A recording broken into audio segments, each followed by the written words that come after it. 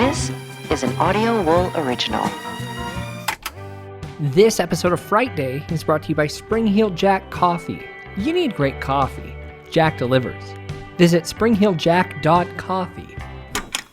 Hey guys, thanks for listening. If you'd like to support us, go to patreon.com/frightday. Goddamn. Okay. What? Yeah. Are you good? Uh-huh. You were fine when I showed up. Now you're all ticked off. Yes, I am. I don't know why. I don't. We're going to have a great night. We're talking about a frickin' flick. Frickin' flick. You don't have to be upset. But I can't help but be upset.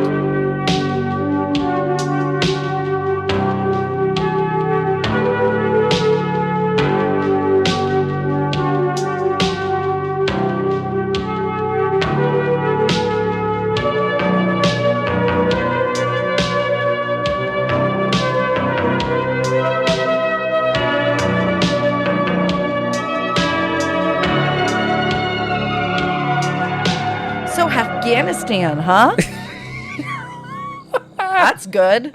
That's a real uplifter. It's been good because as I'm trying to dodge thinking about the movie we watched or what I'm going to have to sit through with your report this week, I've been checking the news and I'm like, oh, look at all these people dying, hanging onto planes. Yeah, that was a cool video. Trying to escape because super cool. We've like completely destroyed another country. Good on us. It's kind of neat. It's awful. It is Fright Day. I'm your host, Byron. A wise deaf-blind woman once said, "I would rather walk with a friend in the dark than alone in the light." That kind of companionship is invaluable. Someone to talk deeply with, laugh loudly with, and even cry with. A person who accepts you as you are and would find it unacceptable for you to be kidnapped and taken to a creepy house in the middle of nowhere. Yeah, great friend. We'll talk about that and digital watches as we review David Charbonier. I think it's Bonnier. Bonnier? David Charbonier. I mean, I feel like that. I don't know. I've never heard his name Could pronounced. be Charbonier. Really, I don't like the man much, so. And Justin Powell's The Boy Behind the Door. I'm joined tonight by Kelly. Yep. And Sam can't make it because he's... Yeah, what's he doing? I don't know. Maybe he's the cop. What is he doing? Is he the cop? That's like as good as it gets, I guess. Getting axed in the stomach All by right. Pam from True Blood? So you're struggling today, and I'm sorry for that. It's fine. It's not your Seems fault. like your upstairs You're not is doing responsible for anybody else's emotions, poorly. just your own. Well, on this show, I actually have to be somewhat responsible for your stasis. Yeah, well, if you are taking on that responsibility, As a you are producer, currently failing I'm at sorry. that responsibility. That is true. I fucked your week. I'm really sorry. Oh, God. We're in a pre-Jonah world right now. You haven't heard episode 3. No, we're not in a pre-Jonah Well, no, but world. pre- I've listened to 2.5 hours of Jonah. I'm talking about pre-part 3. It's only tougher from here. And Awesome. I just Can't want wait. you to know. Not going to Can't lie wait. to you, of course. I'm going to go ahead and let Creature sit in for me for the next episode. Okay. I'll talk to your child about all she's this gonna stuff. listen to this You instead want of me? me. You want me to do that to your kid? I mean, no. You'd rather watch a loop of bodies Anything. falling off airplanes in Afghanistan? No, I don't want that either. Awful week. I'd rather just watch White Lotus again. Oh, okay. So this is a fun show. I've heard a lot about it. Yeah, it's really good. I think we're probably going to talk a little about it on the Behind the Screams episode. Yeah, it's great. It should be watched by all. It's really You're staring good. off into the distance like something bad is going on. Something so bad is going on. My soul is breaking, and it's been a week. Well, let's have You see my fun. plant here? This plant is here to represent me, Byron. Yeah, you did post a picture of that. Is that one you just forgot? Do you know what it was? It was basil. That basil's bone dry. It's not even it's not even crumpleable So- for seasoning. It started getting attacked by white flies, and then I tried to recover it. Okay. And then I waterboarded it, and then I tried to let it dry out. And Why this are we is what talking about happened. waterboarding? I don't know. I waterboard my plants a lot we don't without need to meaning go to. back to There was a that. joke on White Lotus about it. About Wakeboarding, but the dad actually accidentally said waterboarding. We should go waterboarding. Daughter's like, American pastime. Dad. It's almost fall, it feels. It's very fall-y. In fact, Sam made us really yummy stroganoff for dinner to Is celebrate that the like first a fall day. thing? Yeah, stroganoff? Yeah, of course. Autumn stroganoff, you know. Do you not eat stroganoff? No, it's Okay, not. it's It's not a wrong. seasonal It's a specific. seasonal thing. Is it a seasonal It's pretty specific seasonal. dish? I'd give it seasonal.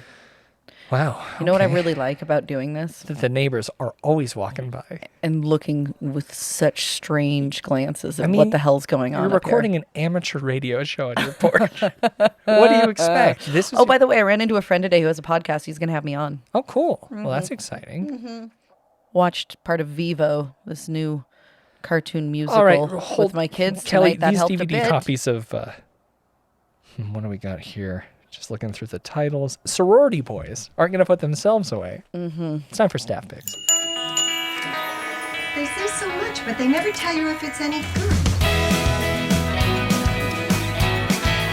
Werewolf movie with P.T.'s mom in it. The Howling, horror straight ahead. That's a big stack of sorority boys. I don't know who rented all those, but Well, I saw Harlan Williams. Is that his name? Harlan. Marlon Wayne? Different guy. Oh, now I know who you're talking about.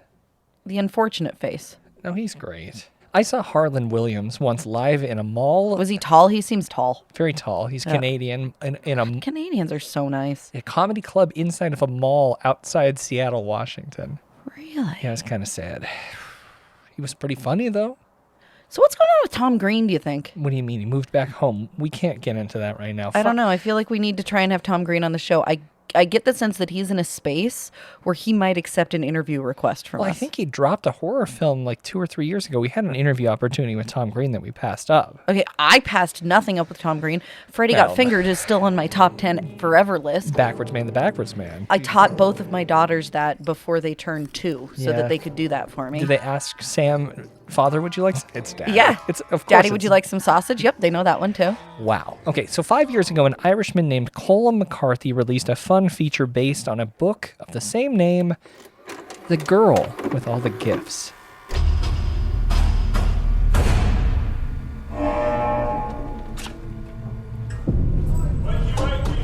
Rise and shine. Come on, up you get. Transit. Hello, Dr. Caldwell.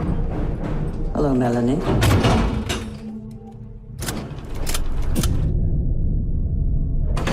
Morning, class. Good morning, Miss Justina.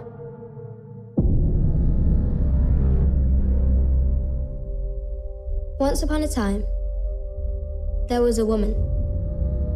The most beautiful and amazing woman in all the world.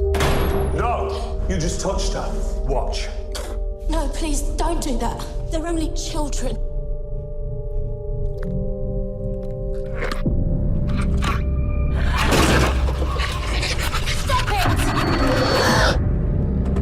One day, she was attacked by a monster. But then a girl came running up and killed it. And the woman said, Melanie! You are my special girl, and I'll never let you go.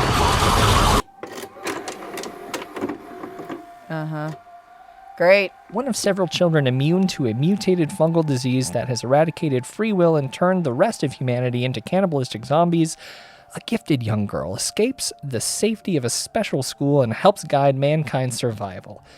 You remember this one, right? Yes. We actually covered it back on the show in January of 2017. My friend today said, you used to do a podcast, didn't you? Episode said, 108. Yep. Every week for like 6 years. Yeah, it's been a bit. Yeah. Uh-huh. So honestly, I pretty much just picked this film because of the name, The Boy Behind the Door, The Girl with All the Gifts. Hey, great. Look And at you. They kind of pair all. Don't roll your eyes at me. There's going to be nothing but eye Oh rolling. my god. I think that this is actually a good pair. Don't make the face. Now it's not. It's beyond eye rolling. It's goofy faces, and I wish that this was a. Oh right. I don't really remember much about this movie. I gave it a 7.7. I must have liked it. I remember being slightly touching, the relationship between the teacher and the girl. Glenn Close was a mean doctor in it, and the girl wore a cool mask. I also read that they called the zombies hungries, which proves that they were scraping the bottom of the barrel even back then. Really? Walkers, crawlers, hungries, biters. What other, like, them. They always try to come up with a new name on The Walking Dead whenever they bump into a new group of survivors. They don't all call them the same thing. They're like bloodmouths or something. I don't mind. Let people get creative. Whatever. Lampers, draggers. What else we got? Trash pandas. Okay, that is just slang for raccoons. I know. And I don't know like why it. you don't like it. It's I think it's spectacular. offensive. Offensive to who? Pandas and raccoons, honestly, because they are what they are. Yeah, well, Gotta respect it. you're right. One is a panda bear, which incidentally is actually kind of a ferocious creature, believe it or not. Pandas are? Yeah, Yeah. they'll rip your face off. Yeah, and then we've got a trash panda who's just It's gonna just called a raccoon. rip the trash off. They got little, almost human-like hands. Yeah. It's unsettling. You know the kinkajou has a prehensile tail? I really would like for you to talk about the films that. It's because it's staff picks at this point. Can my staff pick be Vivo? Can't be Vivo. Are you really sure? I'm almost 100% certain. You gotta lock in a bit. How like far can I stretch it? You with may not at all stretch it the because horror genre. Can I like what? if you're asking that question, I'm just wondering if I could do Drive. I'm trying to come up with Drive, something. another movie that everyone else has seen. The point of this is to expand people's knowledge. The point of this for tonight is for me to think of a movie that doesn't make me want to cry. I just don't understand what happened before I got here. Something is wrong with you. Oh God. What's the theme? Let's walk through this. I'll help but you see, out. I don't. This is the whole problem. No, but what's the theme with you right now? The theme with me right now? Oh, but what's a Stroganoff-based horror film? Is that where we need to go with this? Just do Kung Fu Panda 2 or whatever. Triangle. I'll do Triangle. You've done it before. Have I? Yeah, You sure? I'm certain. Sure I didn't do that other one Do that something was like with little came out at the boys. same. What's No, a- No. All right. Stand by Me. Does Stand by Me count as a horror film? No, it doesn't. Want to see a dead body? I mean, that's like, don't you think that kind of? I think the body died of that kinda natural count? causes, right? I mean, maybe it Yeah. might not have though. Yeah. Maybe that's the part two. Yeah, Stand By Me too. I think that could be Stand by Me too. Well, Stand By Me 2 can be your movie. It's not a movie though. Be hard to talk about. Hold on.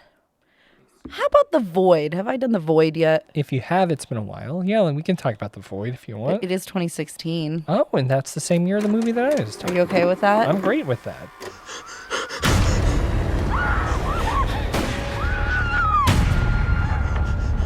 You won't get far.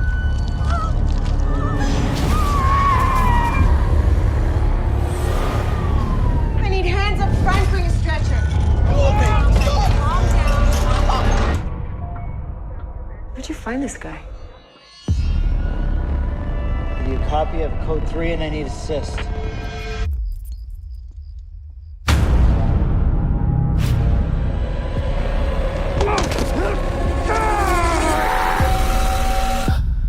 Daniel?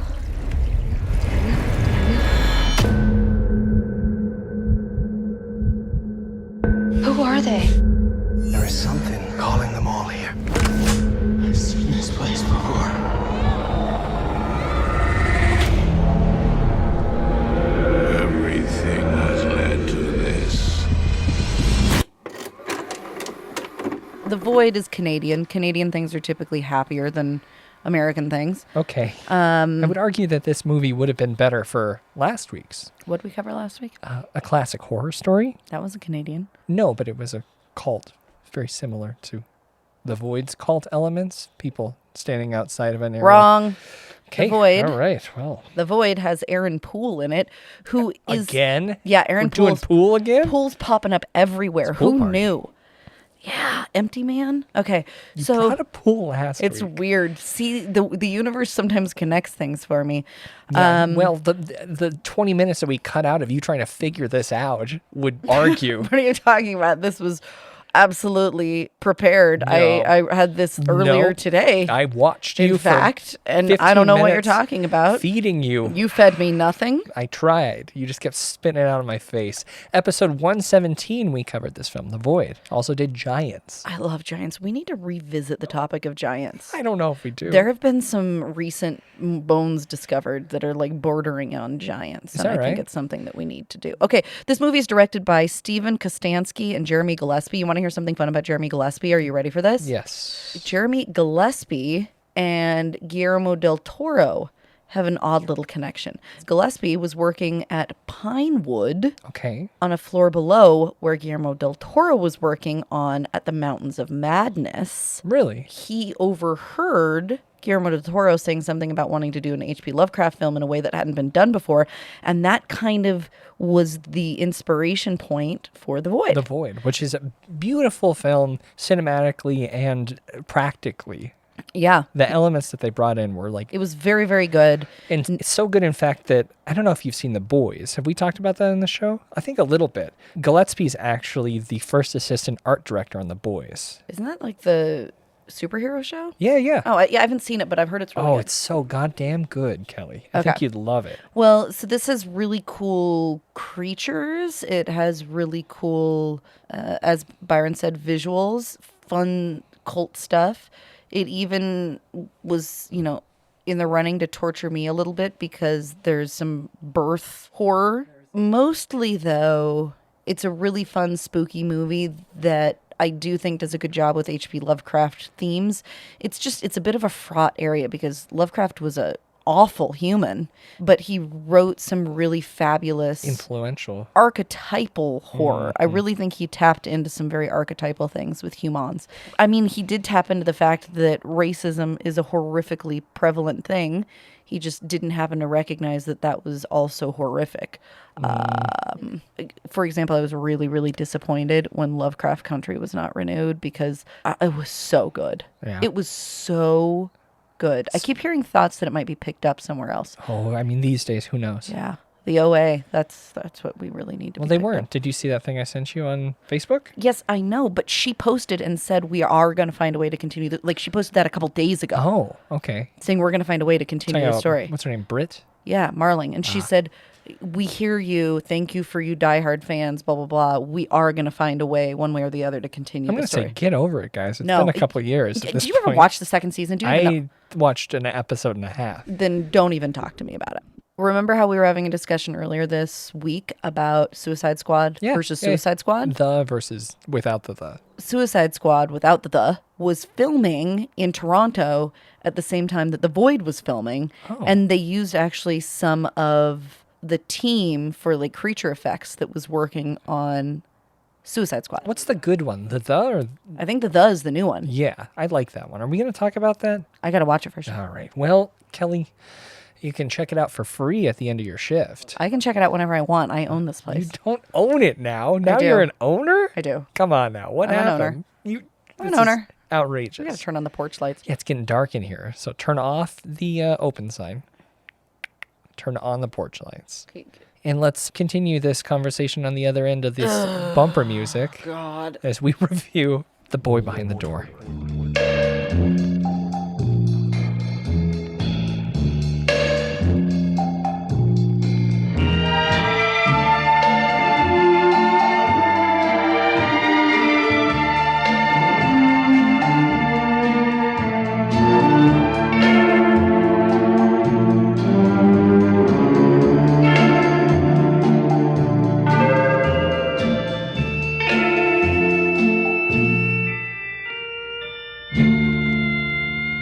Hope you're enjoying your visit here this evening. Now, on with the show. The Boy Behind the Door is a 2020 American horror thriller film written and directed by David Charbonier and Justin Powell. What else have those guys done? I'll talk about it, obviously, in just a second. Fuck. A night of unimaginable terror awaits 12-year-old Bobby and his friend Kevin when they are abducted on their way home from school. Managing to escape his confines, Bobby navigates the dark halls, praying his presence goes unnoticed as he avoids his captor at every turn. Even worse is the arrival of another stranger, whose mysterious arrangement with the kidnapper may spell certain doom for Kevin. With no means of calling for help, and miles of dark country in every direction, Bobby embarks on a rescue mission, determined to get himself and Kevin out alive, or die trying. So this is actually the first feature release from the directorial team of Justin Powell and David Charbonier, even though it came out widely later than their second film. It's a film that we skipped that came out on IFC Midnight earlier this year called The Djinn. I mean, I feel like you were excited about that one. well, I was until I saw this. Oh, please stop. Justin has worked in the industry for a long time, mostly in the editorial department. He was a post-production assistant and coordinator and senior coordinator on huge films like The Hunger Games, Twilight Breaking Dawn Part 2, Divergent, La La Land, and Deepwater Horizon, and more relevant films like Warm Bodies, Nurse 3D, Jezebel, and Blair Witch. David's only credits are shared with Justin when they came together in 2013 with a short called Off Season. In the wake of a horrifying hunting accident, because it's called Off Season, a couple must choose between their freedom and their conscience. Secret Admirer came out in 2015, which seems to have gotten them some attention and a nomination at the Nightmares Film Festival. Soon after, they started working on this film, The Boy Behind the Door.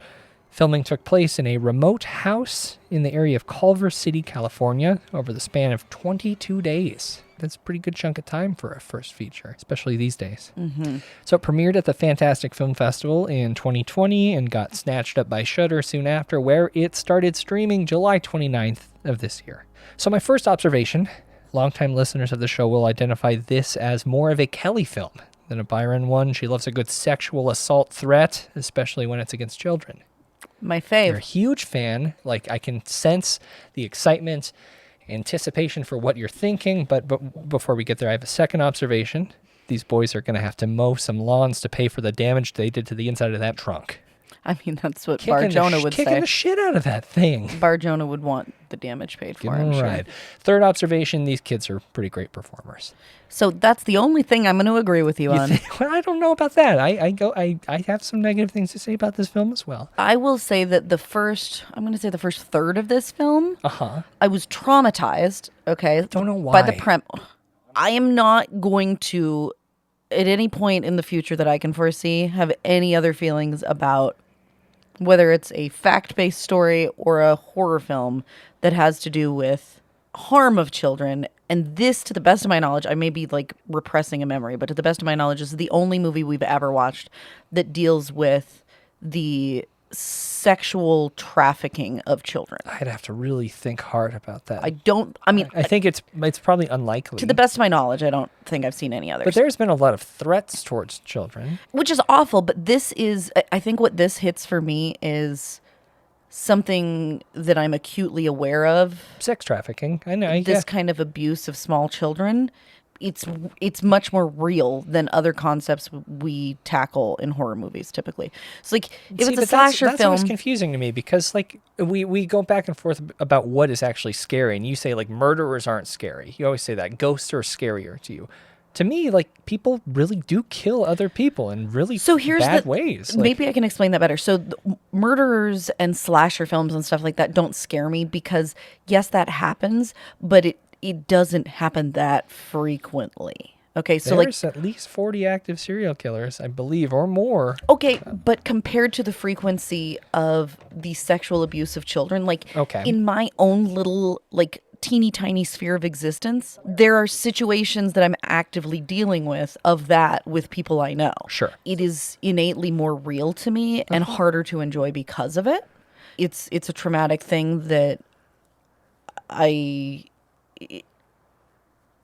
is very common, super common. Yeah, okay, so that's understandable. But going into the movie, I actually thought the first third of it was pretty damn good. In spite of that, I thought that the way they set up these two friends was really strong, and there was a cool scene where they're out playing in a field and they're talking about kids that live in a small town talking about.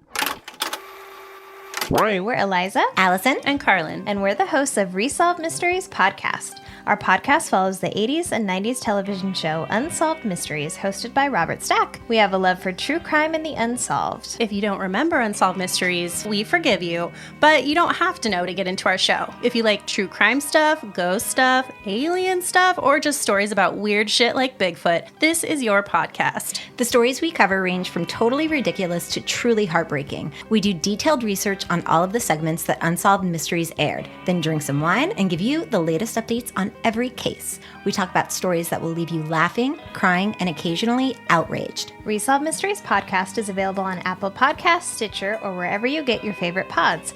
Join us and perhaps you may be able to help solve a mystery. Bobby and Kevin. Bobby's played by Lonnie Chavez, and Kevin's played by Ezra Dewey. So Lonnie, he's been in like 70 episodes of that show, This Is Us. Yep. He plays young Randall.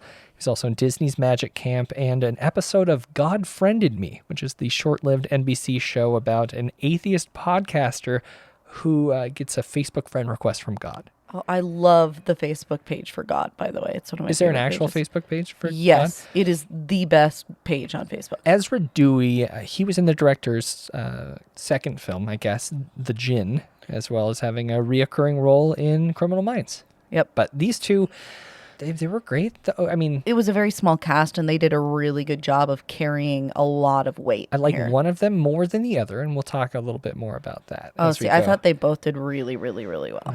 Yeah. But that's... This friendship is really important. It's established very quickly at the beginning. They're talking about running away to California. Can't wait till we're older. We can leave this place. Where do you want to go? Just somewhere different. Somewhere where the sun's always shining. Like today.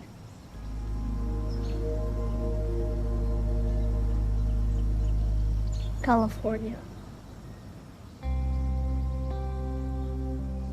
And one of the things I also like about this is we are left with zero background about either of their families. Yeah, it's a question I had too. I was like, "What? Why are they talking about?" Which I think they was didn't explicitly smart. say running away, but like going to California someday. So we don't know. They could come from wonderful home lives. They could come from horrific home lives. But the absence of that discussion. Well, and they're in baseball uniforms, so there's no way to visually identify their socioeconomic status. Right. you We know? have no idea. Yeah. And I actually thought that was good in terms of limiting the scope of the film and keeping things from being distracted in other directions. Sure. However, so what happened for me is as this movie's developing and these two boys get kidnapped and the initial rising action happens, okay? I'm on board. Yeah, we're in the creepy farmhouse. They got snatched up when a ball went over a hill. The off-screen threat. Kevin? Bashes one of their heads against a tree, and we were blacked out in the trunk. Which I gotta say, I didn't know that there was a trunk in this movie. It is so close to the Barjona thing, and I apologize. Yeah, because I know. didn't mean to re-traumatize. There was a period over which I was like, okay, so this isn't my favorite topic, but this is being done well. Yeah. Like, I really felt that way. Well, Bobby, and then I will say he's my favorite. Bobby escapes the trunk. He was left in the trunk by himself. Yep. His friend Kevin was taken into this creepy farmhouse, and we find out that he was left in the trunk because the keys were being handed over to a second person who was going to take this person. When he witnesses this, because he breaks out of the trunk, goes into the house. Well, after this is the big important scene. Is Bobby's running away from the house after he gets out. He made it. He was free. And he hears his best friend Kevin screaming in the background. He's like, I can't leave my friend because best friends till best the friends end. to the end. Yeah. He turns back, goes inside, and witnesses this handoff of money and this setting of a digital watch, a timer, which I thought was a really cool tension piece that led into the second act. And I was okay with that. To me, I thought it was interesting the questions that it brought up when the reaction wasn't for him to try and find his parents to get help for this situation.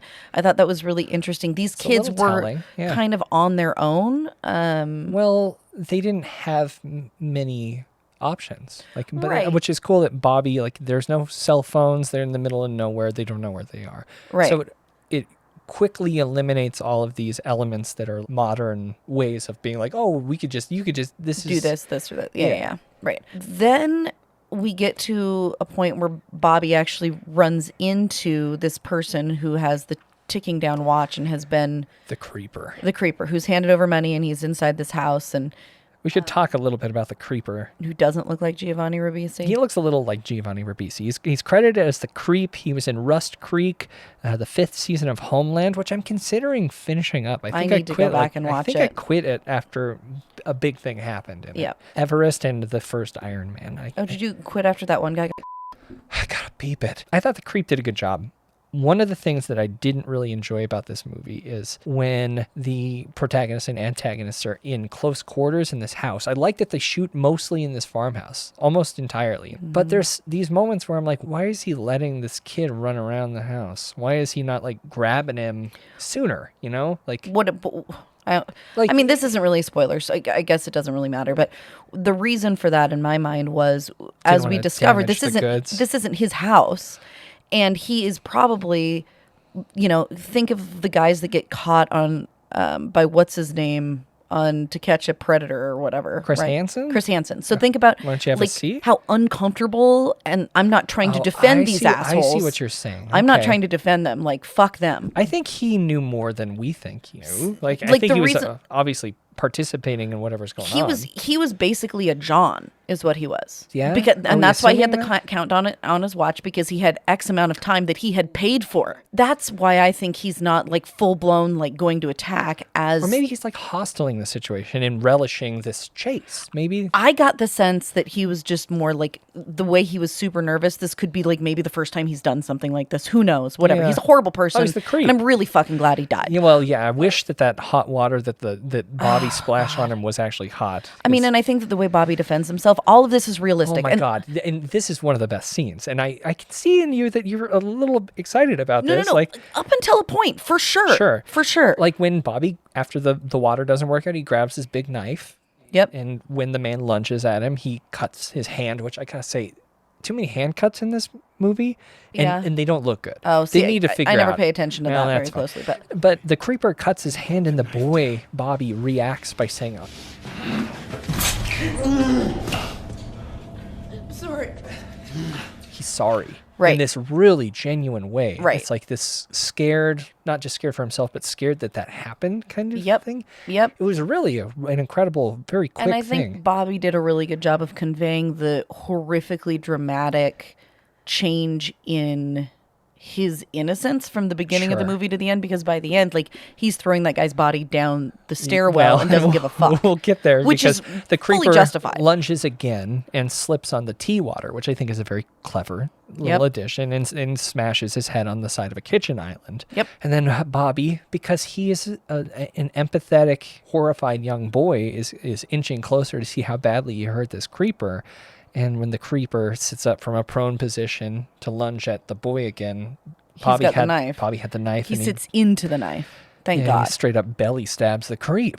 Yep. It seems like people getting hit in the belly in this movie tend to die. Basically, what happens is he is trying to find his friend. His friend's locked up. He can't get into the place that his friend's locked up. They're talking through a vent. Yep. And Kevin is chained by the ankle, and the friends are they're just freaked, but they're friends to the end. And the watch on this now dead creeper is counting down, and it hits 0, which means his time with the boy that he is paid to rape is up. I would skip this entire detail, except for I think it's kind of fun. The car. He finds the car keys in the creeper's jacket and tries to drive it. Doesn't even know how fucking brake works. What a dumb kid, Poor right? kid. Yep. But that really aggressive freeze on the Make America Great Again bumper sticker. Yep. That was like not even. If it was a flash, I felt like it would have been more of an Easter eggy kind of fun moment. But this was like aggressive, which I liked. Yeah, I really liked and that. I wrote because that down honestly, I think that was a full dig into like, no, this is not the thing that QAnon is talking about. This is QAnon. This is not the child trafficking that Q is talking about. Q are the people who are doing this shit. But here is what happens, and this was, I think, if I could identify the turning point for me, where I went from being like, okay, I'm not enjoying this movie, but it's good. Okay. To fuck this movie. Well, and there was a very clear line for me. You're talking about when he finds the phone in the box of boy clothes? Nope. Because, I mean, that happens here. They call the police. It's the absurdly comical, tonally fucked, shining axe through the door. That's we've got a ways to go. Really? Yes. Okay. The timer hasn't even gone off, technically. Bobby makes it back to the house after letting a car roll down a hill, which is elaborate. He dives out of it, but he continues to look for keys, finds a large trunk full of bloody boys' clothes, so like a lot of boys' clothes. Yep. And an old rotary phone. So I don't know why an old rotary phone would be. Is that their only way to communicate, and they keep it locked up in this trunk? for probably the exact reason that we saw here. Yeah, Bobby, Kevin have a heart-to-heart. The countdown continues to tick by. They have these really sick zoom-ins on the watch, which I think that was such a useful tension tool. And Bobby tries to frantically find a place to plug in the phone, and it's this long, cool, shaky handheld shot following Bobby around the kitchen as he's trying to plug it in, followed by this static, slow pull back as the timer goes off. It's just really good juxtaposition of the intensity of the moment, followed by this like actual threat all of a sudden appearing. So I don't know. I like it. Bobby calls the police, and he's interrupted when the other creeper returns. Yeah, but here's like first giant plot hole.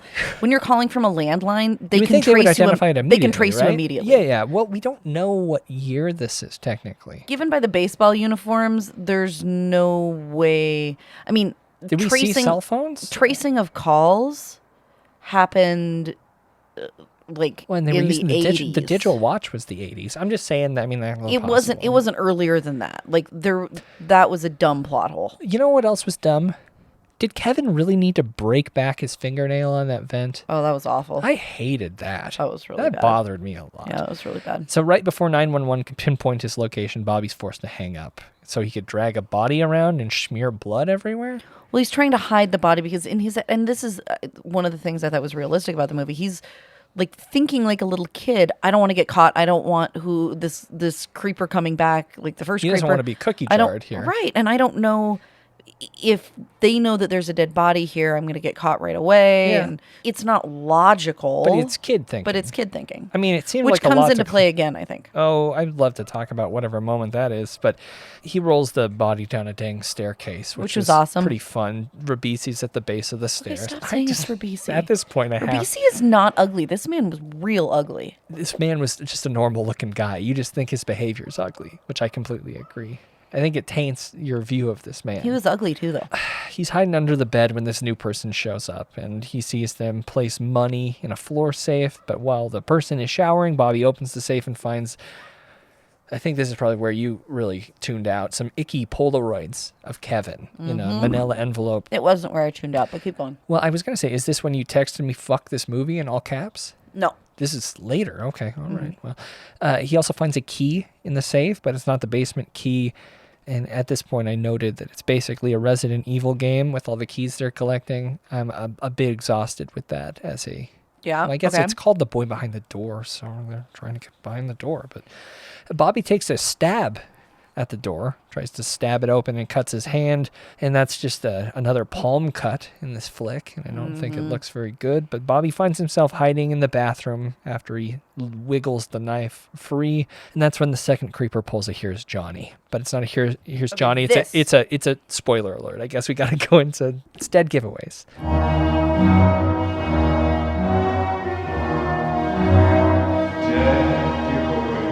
This is point in the show where we spoil a little bit about a movie. So if you want to be completely blind, why don't you take a peek at The Boy Behind the Door? It's on Shudder now. I think it's great. Not a Johnny, but a Jane. And this is exactly where I said, fuck this movie? Because the tone shifts so dramatically. We've gone to this really tense... It's a little distracting, I'll give you that. But it's not just a distracting moment. It pivots and it stays there. So we've done this really... very serious, tense situation. Miss Burton. That is not a tropey slasher horror. And then suddenly we hit this. It was cat and mouse, and now it's... Now it's like any other super dumb slasher. All right, well... And the tone switch there, and especially, like, I hated that this was such an obvious... tip of the hat to The Shining. You don't do that. Like, that's a funny, witty thing to do. This is not a funny, witty tone that has been set up until this point. And then suddenly... I don't know if that was the intention. Oh my God. You think it was supposed to be funny? Okay, double. Not just that, but then when... I'm just going to call her Pam because I don't give a fuck what her actual name is. Let's talk about it real quick. Her name is Kristen Bauer Van Straten. Okay, so most people know her as Pam Sinford de Belfort in True Blood. She was also in Nocturnal Animals and played the female firefighter in the Adam Sandler Drew Barrymore film 50 First Dates. Okay, here's what you need to know. There's no question about the nod to The Shining. Because No. I'm not questioning that. I'm questioning their intention. It was not supposed to be funny or light, I don't think. You don't do nods to other horror movies in a serious way. That is a witty, fun thing. That is not only does this axe thing happen, but then the axe to the stomach in a few minutes. Like that. My excuse is going to be that the directors have worked in Hollywood for so long and they are new to the genre. So maybe I would say that it's a faux pas, but it wasn't intentional. The tonal shift at the point that Pam is axing down the bathroom door. Yeah. I felt was so. I thought it was scary. Disrespectful to the topic. And then it just became stupid. I thought it was scary. I liked her acting. She was fine. I don't think her acting was great. I don't think it was terrible. I mean, it lost me within the next 5 minutes. I was done because I think you're blowing this because there's so many really fun moments in here. But that's you're exactly right, Byron. You're exactly right. Well, fun. And that I use the word fun. No, but all that the captures time. it perfectly because what was coming up to this point was not fun. It was but you know that I don't use that in the same way you do. Yes, but I think in many cases you do. And the point was there were no fun moments leading up to this. There were interesting moments. There were effective moments. Fun is exciting, thrilling. Yes, and all of those things. This movie was not exciting or thrilling.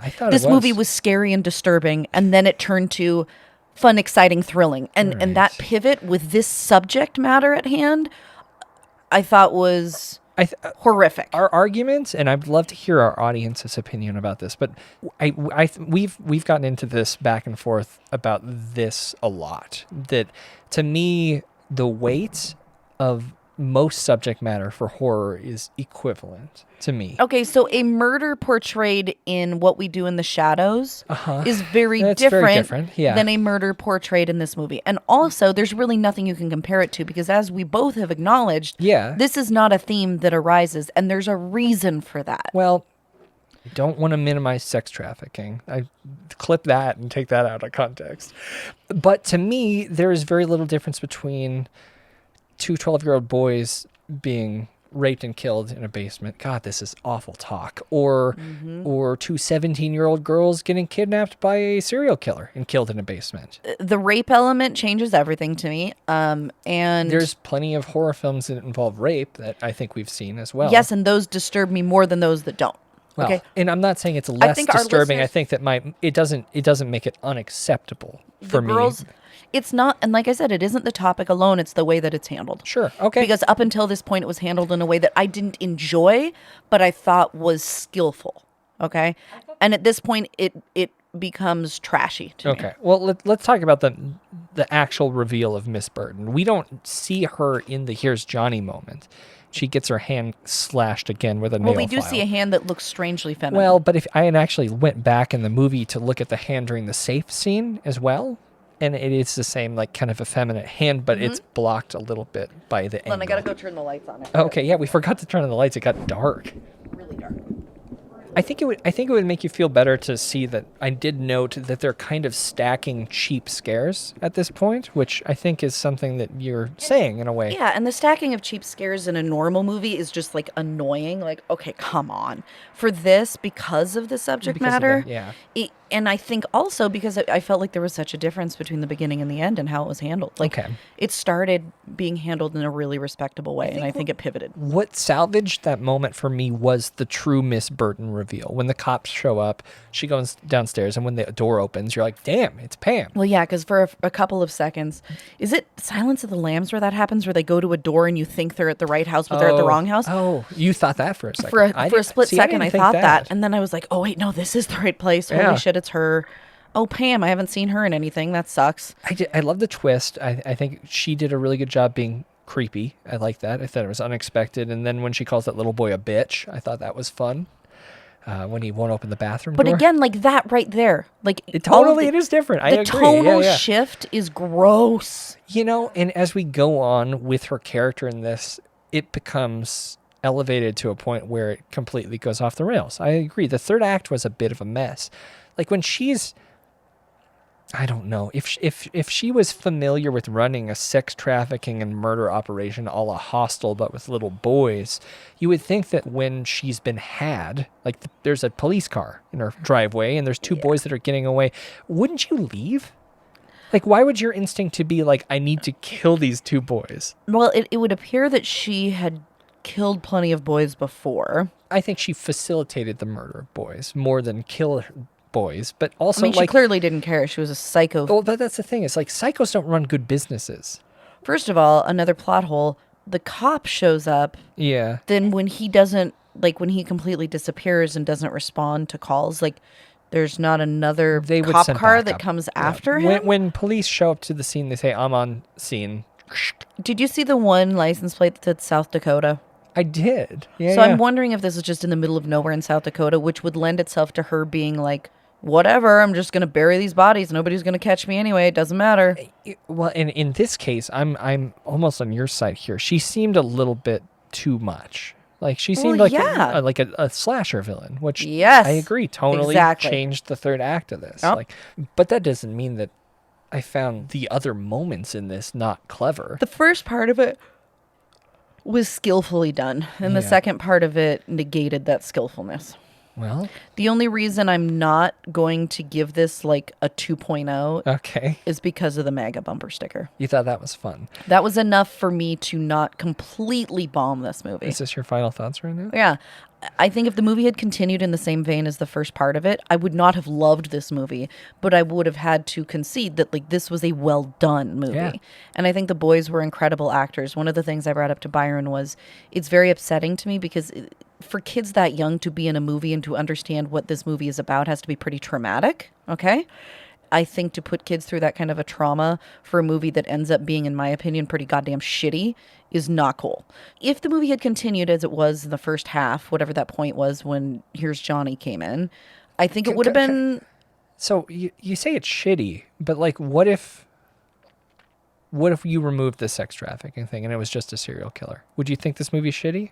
What makes it shitty to me is the tonal shift with seeming disregard for this subject matter. And like I said, there is a reason, Byron, that there are not... If it was gone, if that was gone, would you still think that this is a shitty movie? I would think the second half of it was shitty still, Yeah. But I wouldn't be pissed about it. Okay.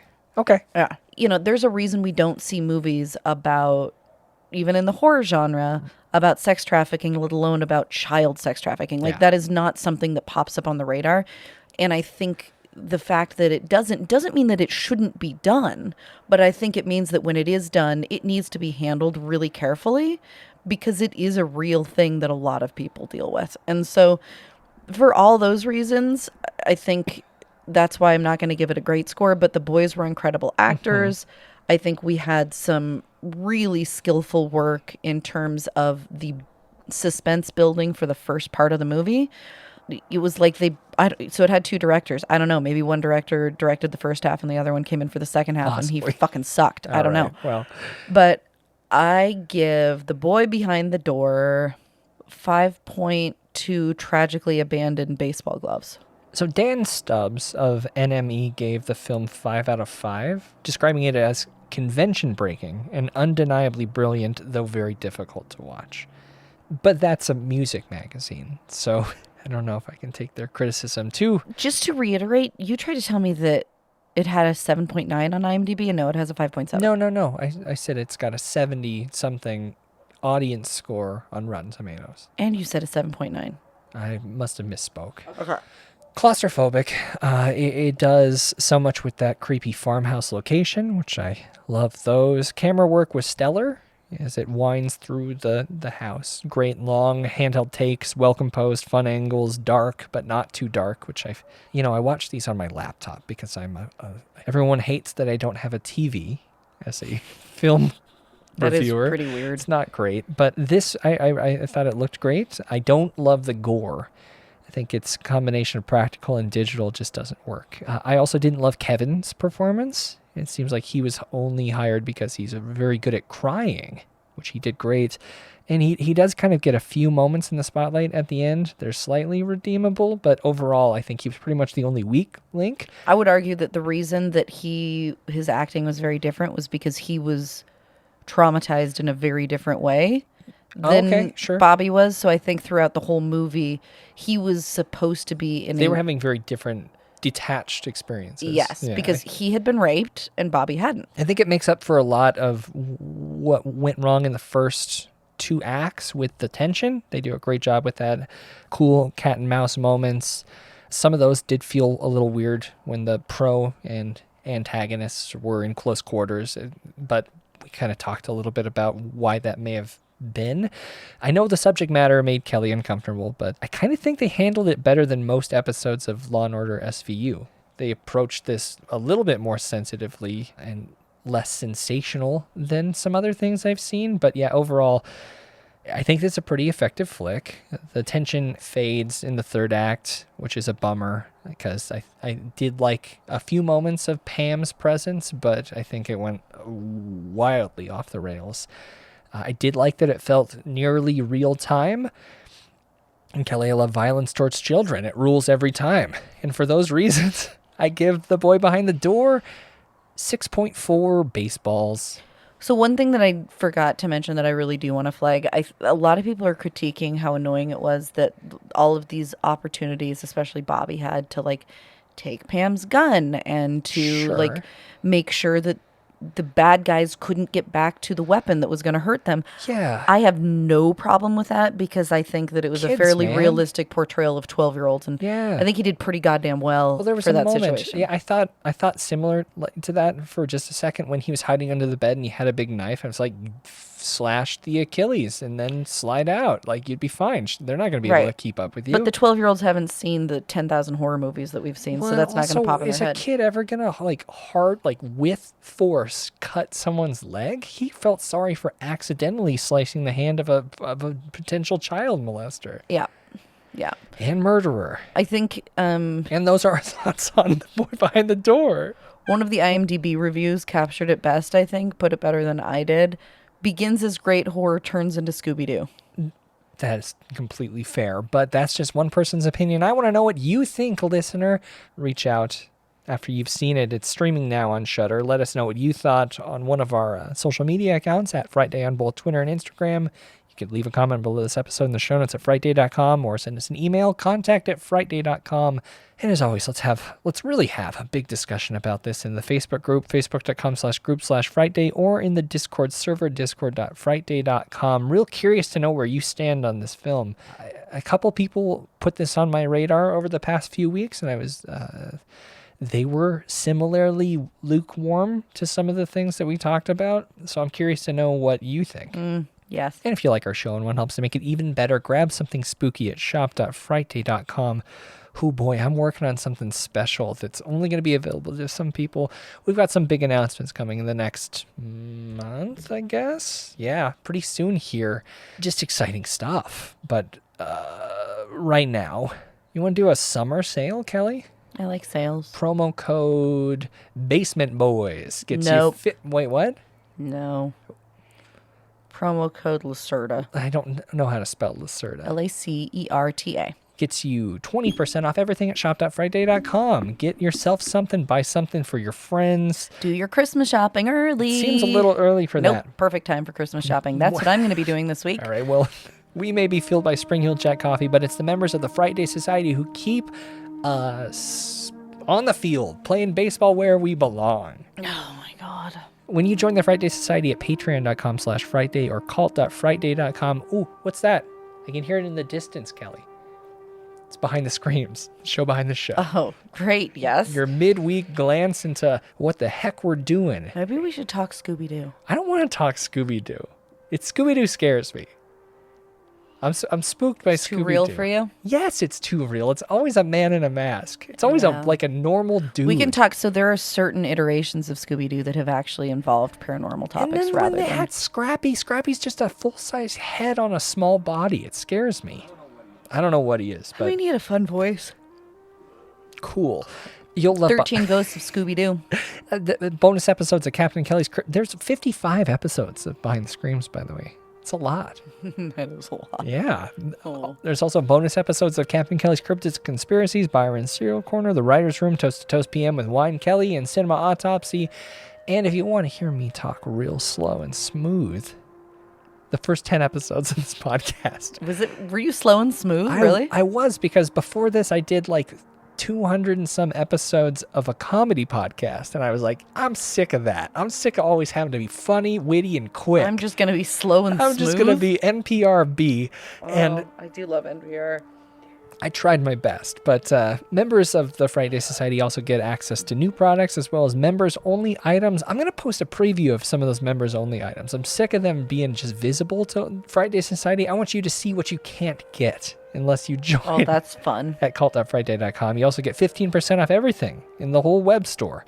And I would like to welcome a new member to the Frightday Society this week. Welcome. I believe this person paid in euros, so somewhere on the other side of the pond. I love it. This is Cyan D. Man. Cyan, welcome, and here's your initiation. You must save 2 boys.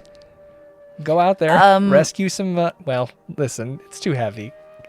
Nope. I would like you, obviously somewhere from Europe, tell us about either haunted location or cryptid from your home country that we have not yet discussed. Ooh, email it to kelly@frightday.com. I will allow this time. This is usually your lazy one. Yeah, but this is cool because this is a different country. I like it. Also, I promise not all Americans are awful. I don't know about that, Kelly. You guys, you're the non-awful ones. Everyone listening to this show, you're making our dreams come true. I'm going to love nothing more than doing this program in about 2 weeks. Make it 4? That's going to be 3. We got 3 more episodes, Kelly. You've done 2 and you have 3 more? Yeah, it's 5. It was always a 5-parter. No, you were switching this up on me. It was never a 5-parter. It was a 4-parter. No, you've never let me do a 5-parter or never anything. I'm not doing 5. I am not doing 5. I am not doing 5. I've never done a 5-parter. I've never done a 5-parter. I am not doing 5. I'm not doing 5. Now. Oh my God, no, I can't. Oh my God, no. No. Wow. Okay. Also, yeah. Nancy, I gotta call in Nancy. Don't call my mom. She's gonna have to be me for the next 3 episodes. My mom would gladly sit across from me and listen to that story. She's not gonna. You're gonna do it. No. Leave a review on Apple Podcast. That's one of the great ways to get us up charts and in New Year's. Where are you gonna be until next week? Hiding under a fucking mattress. Into the mic, please. Oh my God. With a knife? Okay. I'm going to be contacting your mother and seeing how much I have to pay her to be me on the next 3 episodes. Story. I'm really sorry. KellyFrightday.com. At Kelly Frightday. And I'm at Byron McCoy on Twitter and Instagram. Byron@frightday.com. It's my email address. And until next Friday, where we're going to be talking Barjona Part 3, baby. I'm Byron. Stay scared.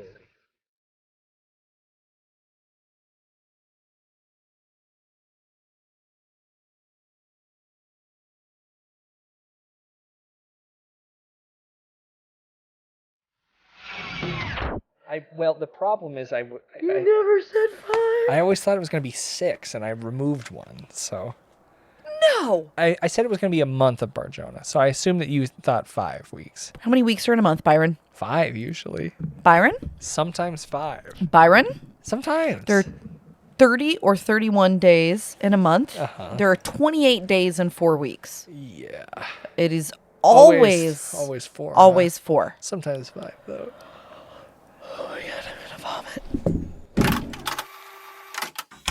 You've been listening to an Audio Wool original, produced by Byron McCoy, theme music provided by Cemeteries. For more programs like this, visit audiowool.co.